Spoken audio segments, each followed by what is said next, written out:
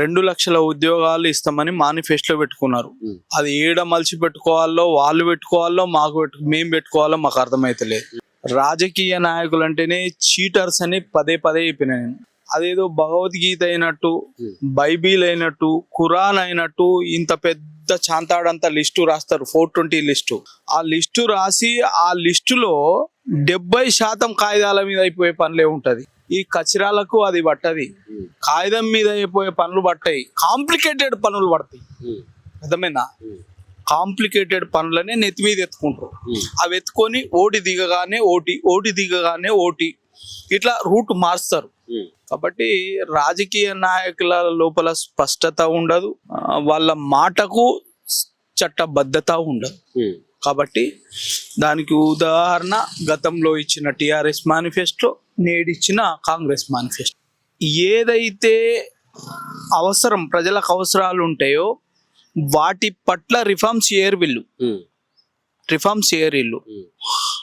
ప్రజలకు అవసరం లేని రిఫార్మ్స్ చేస్తారు.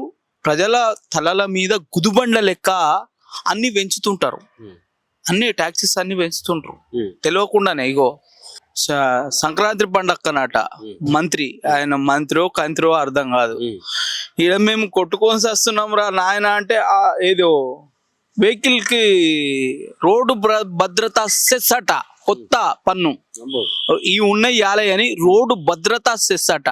అదే ఎందుకు ఉపయోగిస్తున్నావు, దేనికోసము, ఏం భద్రతని ఇస్తున్నావు, ఏం విధి విధానాలు ఏం లేవా?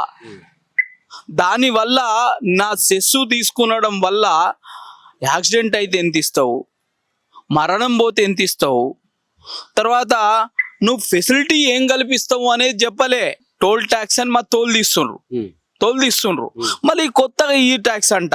మేము లైఫ్ ట్యాక్స్, బండ్లు తీసుకున్న వాళ్ళంతా లైఫ్ ట్యాక్స్ కడతారు, తర్వాత వెహికల్ కి పొల్యూషన్ ట్యాక్స్ కడతారు, ఇన్సూరెన్స్ కడతారు, టోల్ ట్యాక్స్ కడతారు, ఇంకితరత్ర. ఇప్పుడు కొత్తగా భద్రత, రహదారి భద్రత సెస్ అంట. ఇట్లా మా తోలిండ్రి.